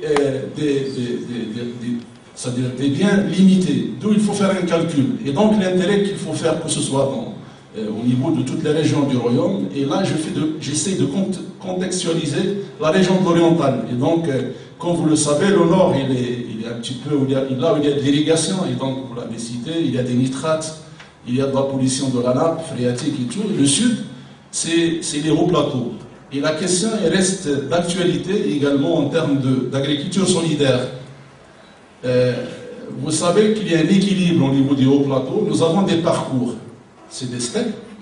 Nous avons des parcours, il y a un équilibre entre l'homme, l'animal et le parcours. Et donc, vous voyez qu'on parle des politiques publiques. Effectivement, l'État a injecté une somme considérable en termes de financement. Et ça reste une goutte dans un océan, vu la dégradation des ressources naturelles, vu l'état de désertification, et ça pose un problème. Mais il y a des tentatives de recherche de solutions. Et d'ailleurs, on essaie de lier avec l'analyse économique, c'est le modèle bioéconomique. Le modèle bioéconomique, c'est en cherchant, et d'ailleurs les économistes le font, que ce soit au niveau de la théorie du consommateur, du producteur, c'est l'optimisation. Et donc on essaie d'optimiser, de maximiser le revenu des éleveurs, tout en minimisant, c'est-à-dire tout en atténuant la dégradation des ressources naturelles. Et lorsque je dis ressources naturelles, c'est sol, eau, biodiversité également. Et donc, d'où l'intérêt qu'il faut donner à cette question de biodiversité également. Parce que la notion de développement durable ne peut pas être liée exclusivement à tout ce qui est écologique, social et économique, mais également à tout ce qui est écologique. Je reviendrai sur le lien, c'est-à-dire lorsqu'on descend au niveau de l'agriculture solidaire, il y a l'exploitation agricole familiale. Et je suis tout à fait d'accord lorsque vous dites que la situation des paysans sont dans un état lamentable. Et là, on interpelle les politiques publiques, notamment dans le cadre des nouvelles plans Maroc Vert.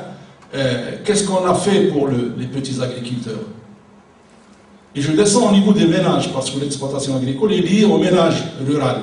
Au sein du ménage, il y a d'ailleurs le ménage, il est le chef de famille, il y a un certain nombre de membres qui sont marginalisés. Je ne parle pas exclusivement de la femme, je parle également des jeunes filles, des jeunes garçons. Et qu'est-ce qu'on donne en termes de politique publique à l'égard, en faveur de ces membres de famille? Donc la question de l'agriculture solidaire reste toujours posée en termes d'amélioration des conditions de vie pour les membres au sein des ménages. Je vous remercie encore une autre fois, madame, pour vos éclaircissements sur la question d'une importance capitale, aussi bien pour les étudiants que pour le public ici présent. Merci.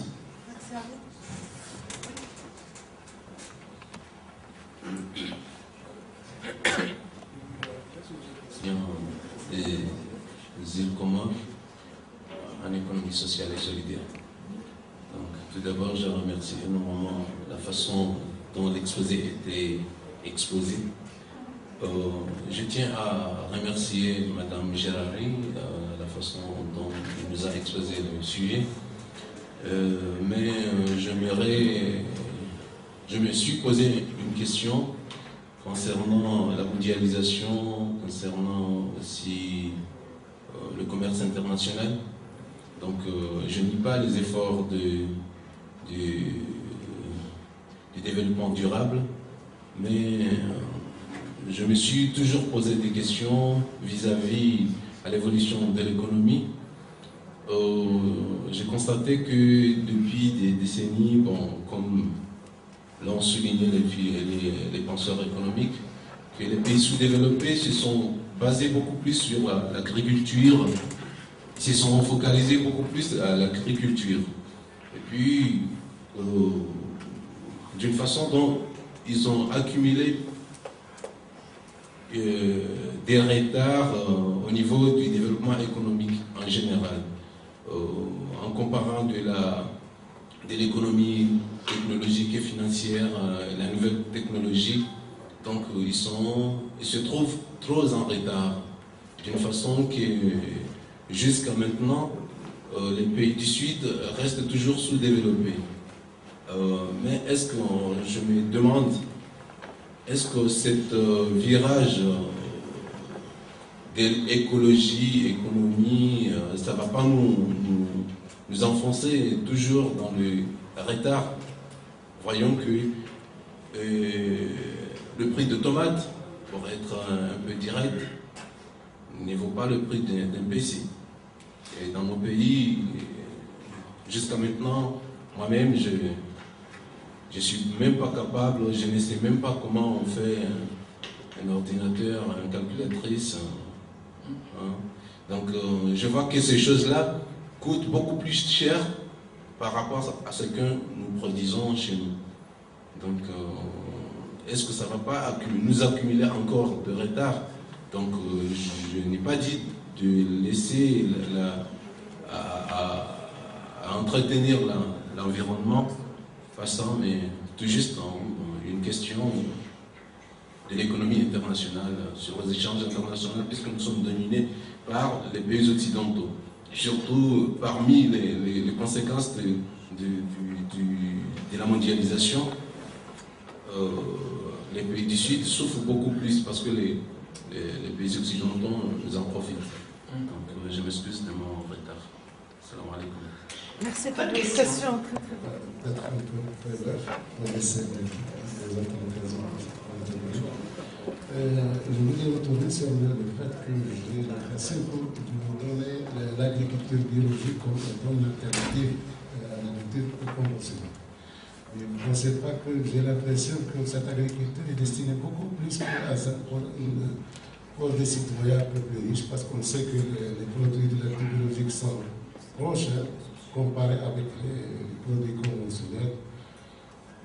Mais il me semble qu'il faut plutôt toucher sur la rationalisation de l'utilisation des pesticides, des engrais, plutôt que sur la climatologie.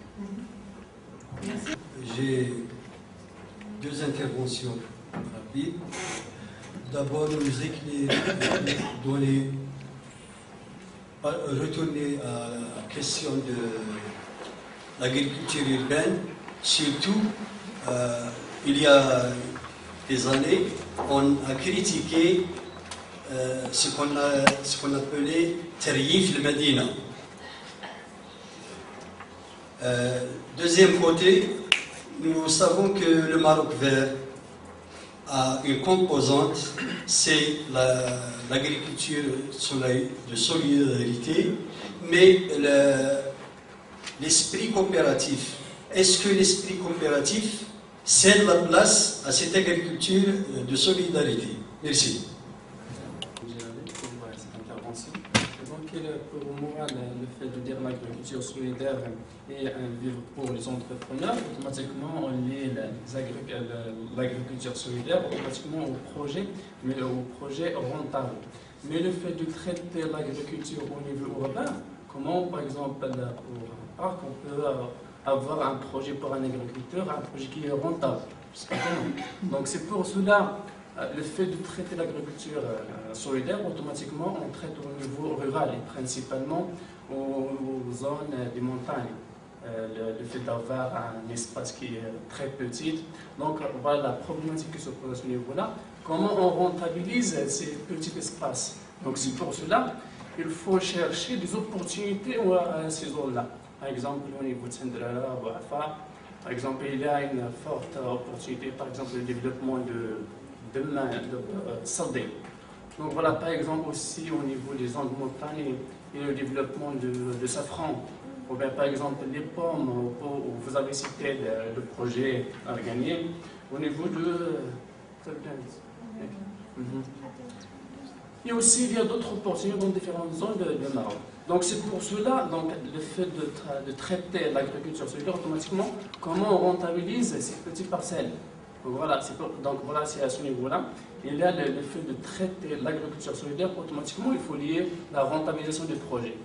Donc voilà, c'est à ce niveau-là que l'État a fourni beaucoup d'efforts. Il y a actuellement l'installation de plusieurs projets au niveau des zones rurales et en partenariat avec des organismes internationaux, principalement le FIDA, le Fonds international de développement agricole. Et donc voilà, et dans ce projet, l'État joue sur un ensemble d'aspects, l'aspect sensibilisation, l'aspect formation, l'aspect genre, c'est-à-dire comment pousser les femmes et surtout les jeunes de ces zones à donc voilà, prendre en considération de ces fortes opportunités de ces zones. Et donc voilà, je signe que l'État a fourni beaucoup d'efforts pour l'encourager et l'aider. Et aussi, donc voilà, et dans ce cadre, le plan Maroc Vert a entraîné de fournir beaucoup d'efforts pour aider les petits agriculteurs pour se développer. Et donc voilà, et aussi le problème, vous avez cité le problème d'arbre à gagner, vous avez déjà implanté au niveau de Casablanca. Je ne pense pas, donc parce que le fait... il faut prendre en considération ce qu'on appelle les produits terroirs. Par exemple, au niveau européen, par exemple, un Européen, est-ce que par exemple le fait de prendre un produit chez vous, un produit à gagner, est-ce qu'il peut considérer comme un produit terroir?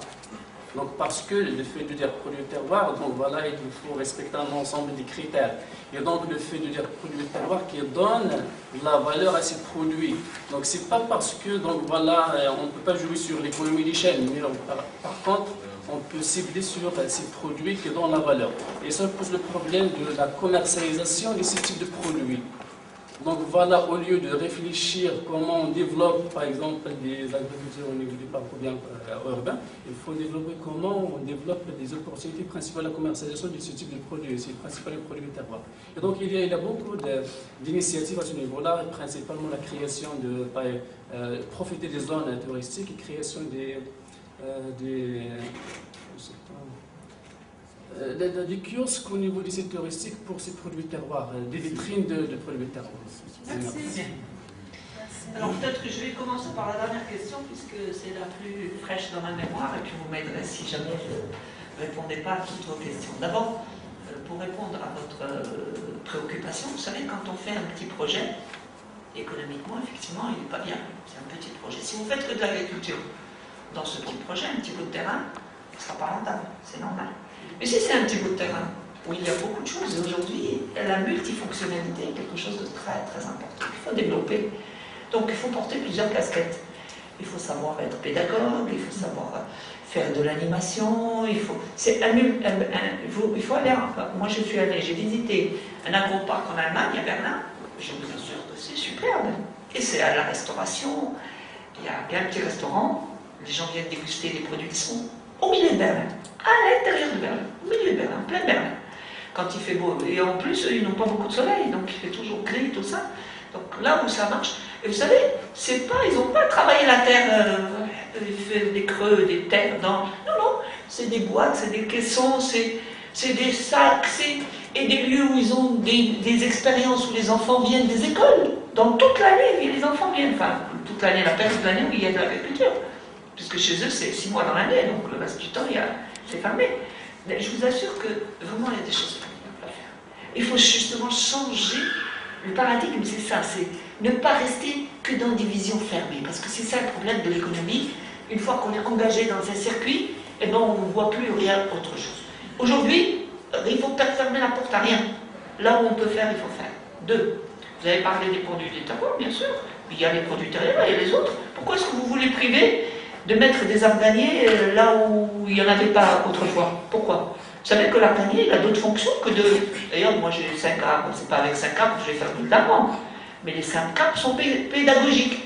Ça veut dire que quand les gens viennent à la ferme, ils voient des arganiers dans Casablanca, pratiquement. Donc c'est quelque chose qui change, même dans leur vision de voir les choses. C'est que l'arganier n'est pas obligé d'être enfermé là-bas, seulement. Mais l'arganier, il a une fonction. C'est un arbre vous savez que dans les zones périurbaines, avec les constructions qu'il y a eu et tout ça, les terrains qui n'ont pas été construits ont souvent été utilisés pour être des dépotoirs de tous les déchets de la construction. Donc souvent, c'est des terres qui sont pratiquement mortes. Donc si vous faites des creux, vous avez du tout venant, mais en masse, ça avait été comme presque devenu une roche-mère. Vous faites des trous pour vous mettre un arbre, c'est la croix et la bannière.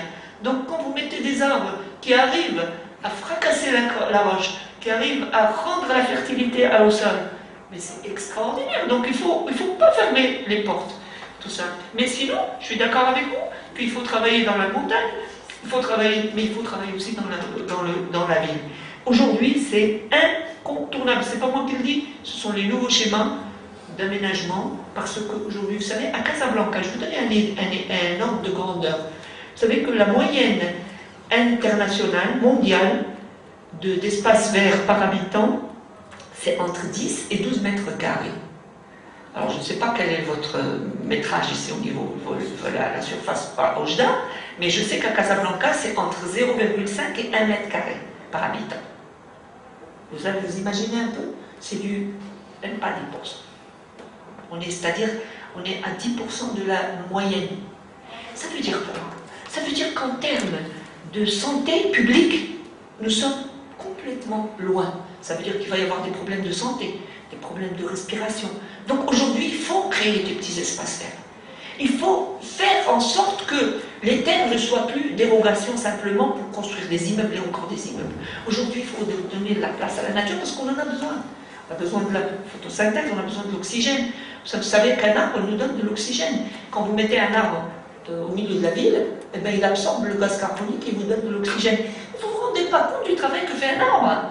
Mais c'est ça qu'il faut réveiller chez les gens. Ils ont complètement oublié tout ça. Un arbre, il fabrique de l'oxygène. Et vous ne voulez pas le mettre. Moi, je pense que là, il y a un travail à faire. Il faut reposer la question. Alors, pour en revenir un peu à votre idée, bon, moi, je veux bien. Mais si on sait faire tous des ordinateurs et qu'on sait tous faire de tomates, moi, je me pose la question, qui va nous nourrir? Et de quoi est-ce qu'on va se nourrir? Est-ce qu'on va manger nos ordinateurs? Et si vous pensez que l'économie, c'est simplement faire de l'argent, ben je pense que c'est peut-être pour ça que l'économie est en train de se casser, d'aller droit dans le mur. C'est parce qu'elle est devenue au service de l'argent. Elle a complètement oublié son rôle initial, qui est de gérer la maison, c'est-à-dire de manager la maison, c'est-à-dire de loger, de nourrir, de faire travailler. Tout ça, c'est lié, hein. D'instruire, tout ça. Elle a oublié. Elle est devenue simplement pour faire de l'argent. Et donc, si on ne fait que de l'argent, on va droit dans le mur aussi. Et je pense que ce n'est pas une honte de savoir. Au contraire, aujourd'hui, c'est un savoir-faire important. Et monsieur a parlé de l'année de l'agriculture familiale. Vous savez pourquoi? La FAO, qui est un organisme des Nations Unies, a fait de l'année 2014 l'année de l'agriculture familiale.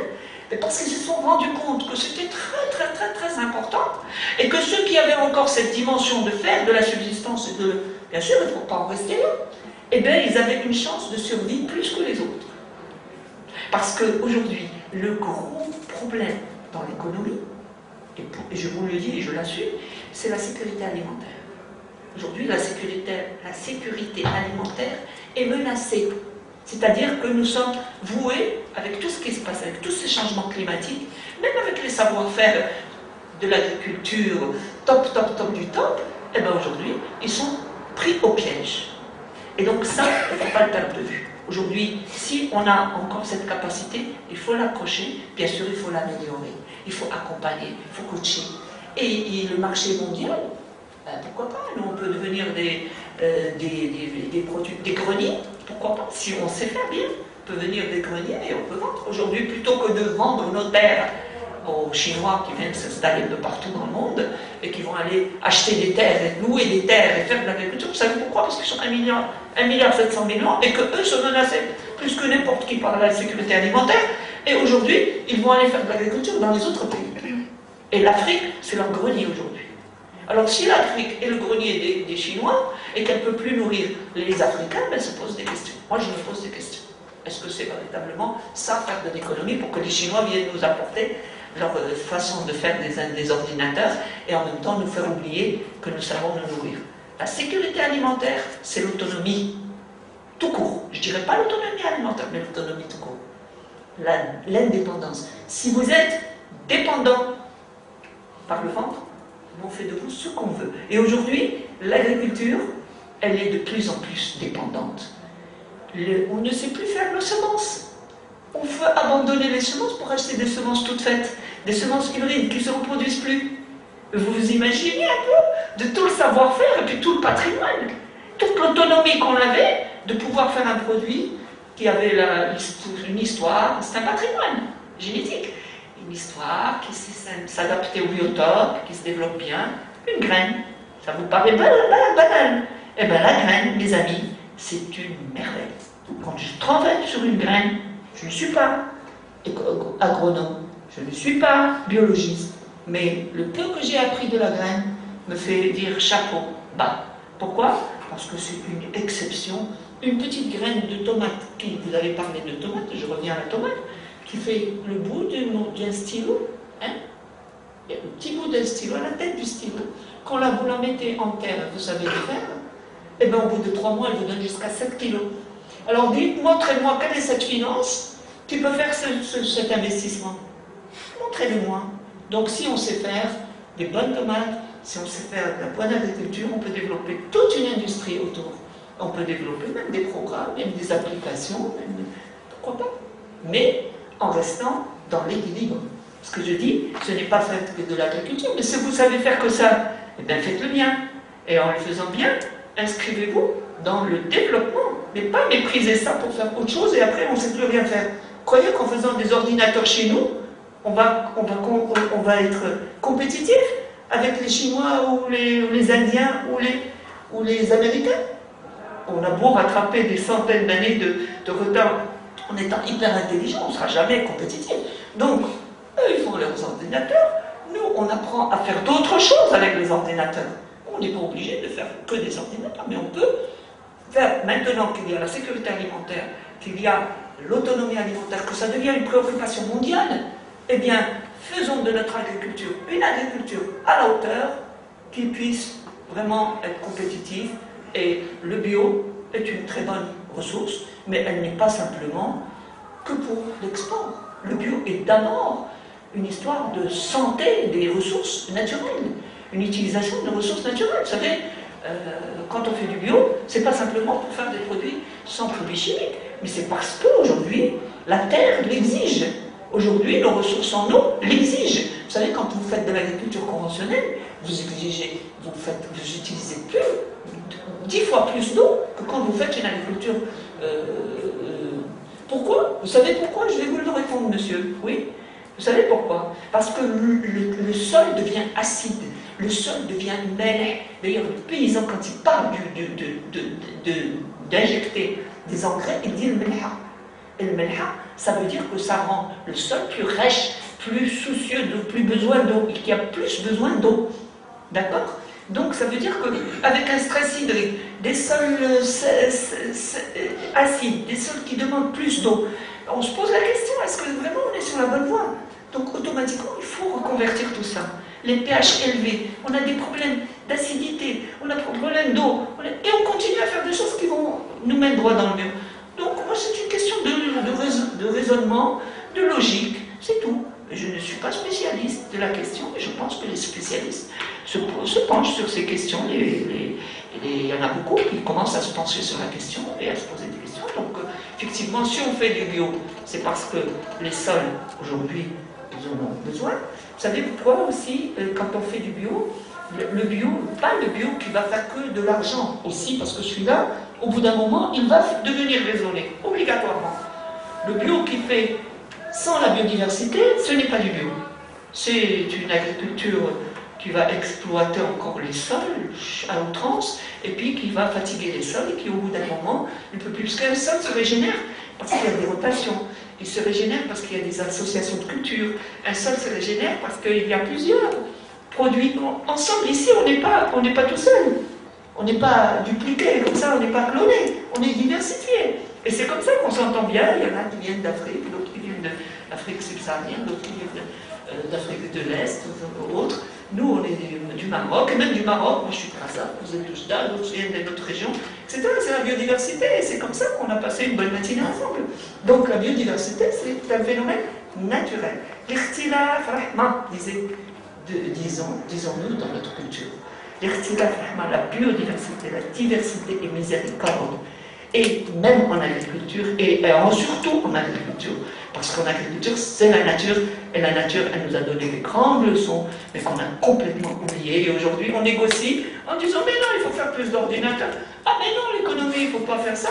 Ah, mais non, il faut faire à la montagne, mais pas à la ville. Pourquoi? Moi, je pense qu'aujourd'hui, si on est conscient, on va se dire, je vais être là où c'est possible de faire. Et j'avais une jeune fille qui se posait la question sur les deux piliers. Effectivement, dans la vision de notre gouvernement au Maroc, il y a une politique agricole qui est basée sur deux piliers. Un pilier d'agro-business, pilier 1, et le pilier 2 qui est plus tourné vers l'économie solidaire et l'agriculture solidaire. Donc c'est tout ce qui touche les petits projets, etc. Mais bon, je pense que cette séparation, à mon sens, elle ne devrait pas véritablement exister. Il faut créer des ponts entre les deux, parce que l'économie solidaire peut devenir de l'agro-business, mais de l'agro-business réfléchi et intelligent. C'est-à-dire qu'on peut confédérer les petits paysans qui font de l'élevage, mais en même temps pour produire, pour leurs produits du terroir. Il peut y avoir des structures, beaucoup plus d'organisation, je pense que ça se fait. Mais encore, ça reste encore à la marge, c'est toujours encore à la marge. C'est pas véritablement c'est comme l'agriculture business véritable. Donc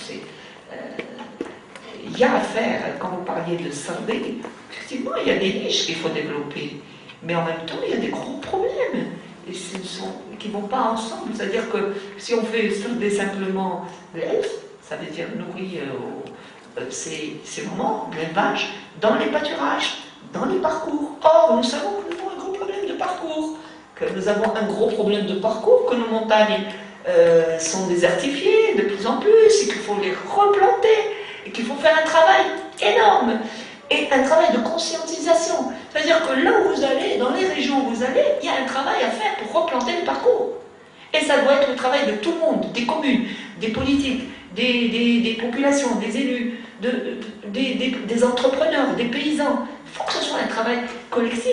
Or, il y a des parcours qui sont complètement désertifiés, ils ont été surpâturés, et après, bon, on a enlevé pour mettre du blé, vous savez, il y a eu un projet, heureusement, il y a eu un petit projet du MCC pour que les pans,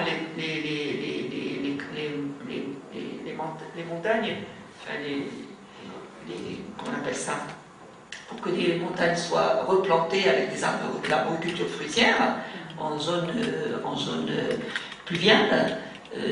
Ça a été fait, bon, en zone bourboule, pluviale, donc ça a été fait, mais bon, il y a encore à faire. C'est un petit projet, mais il faut vraiment développer davantage les pâturages pour pouvoir parler d'élevage.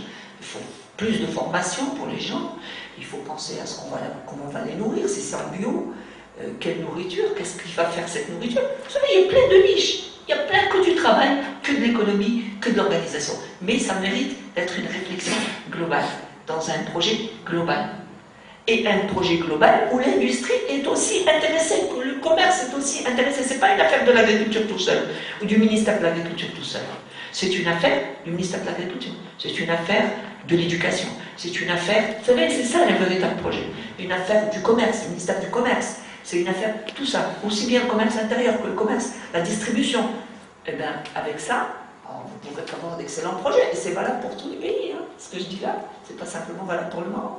Donc l'agriculture familiale, elle peut devenir une véritable agriculture business où il y a des échanges entre les régions, où, le patrimoine, le terroir, pourquoi pas, hein. Et puis avec l'extérieur aussi, mais c'est des structures qu'il faut mettre en place, c'est des formations.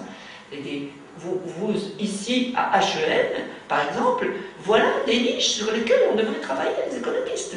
On fait de la formation en économie, est-ce qu'on en fait suffisamment sur l'agriculture? On fait plus le service commercial, les machins, les grandes structures, le offshoring, mais l'agriculture, c'est quand même un pan d'économie qui, jusqu'à présent, nourrit pas mal de gens et occupe pratiquement 2/3 de la population qui est employée, enfin. Donc je pense qu'il y a quand même une révision à voir, un peu, et changer un peu de paradigme, changer de vision de voir les choses, et comment dirais-je, vraiment nous reconnecter avec notre réel, qui en étant reconnecté dans le réel, mais profondément, et bien il y a de grandes ouvertures, pourquoi pas, et des ouvertures modernes, pas simplement, parce que quand on parle d'agriculture, tout de suite on pense à le rural, les petites choses, mais oui, mais le rural aussi, le droit de vivre et d'être connecté à des belles... Il y a le tourisme, agrotourisme, vous savez, rien qu'en Italie, par exemple, je vous donne un exemple. Ils font de l'olivier. Il y en a qui font des oliviers, puisque c'est la Méditerranée, c'est l'arbre endémique de la région, de la Méditerranée. Eh bien, ils font de l'olivier, ils font de l'huile d'olive. Ben, ils ont créé ceux qui ont des petites unités, mais c'est des jeunes. C'est des jeunes qui sont revenus à la terre, par exemple, qui ont fait des études, des ingénieries, je ne sais pas quoi, qui sont revenus à la terre, qui ont acheté des petites terres, qui font de l'huile d'olive. Mais comme ce qu'ils font comme huile d'olive ne suffit pas pour être complètement, comme vous dites, productif et rentable à 100%, il faut bien qu'ils vivent, ce jeune, qui forme d'une famille, qui voyage, qui s'amuse, et puis tout ça tout en ayant un projet. Eh bien, ils ont développé autre chose. Ils ont fait du tourisme, de l'agrotourisme, à l'intérieur de la station. C'est-à-dire que les gens peuvent aller passer une semaine, 3 jours, 4 jours, ça dépend. Ils viennent du monde entier dans des structures. Ils s'installent, ils vivent à l'agriculture. C'est-à-dire, il y en a même qui vont faire de vivre comme du temps de Jésus-Christ.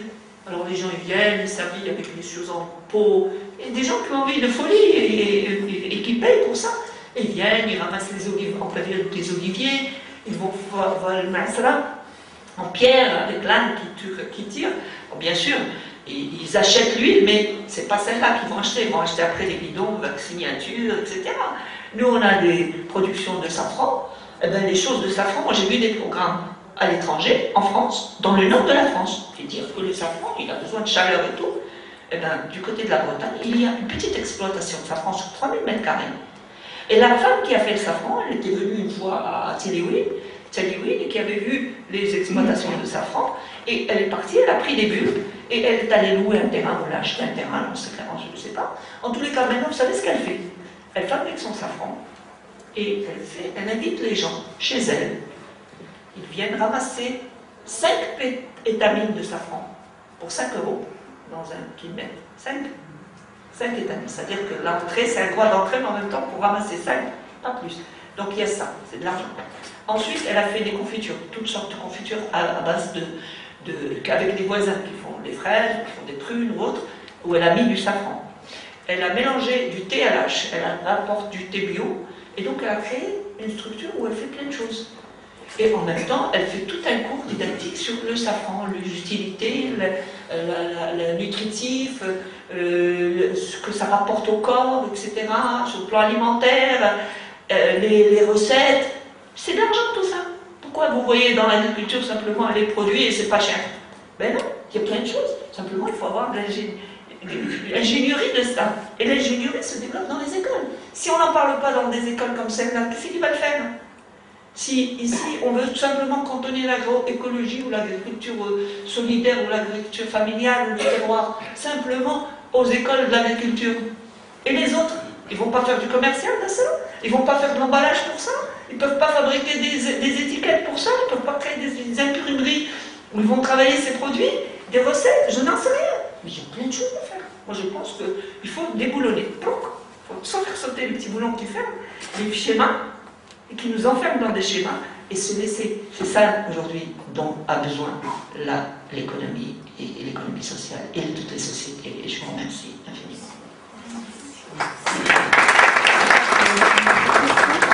D'autres questions? Je crois qu'il y a deux autres. Je pense que, pour répondre à vos questions, parce que je ne vais pas faire de développement. Alors, le colibri, l'histoire du colibri, c'est la forêt prend feu. La forêt. Elle prend feu, il y a un incendie énorme qui se déclare, et tous les habitants de la forêt se sont sauvés.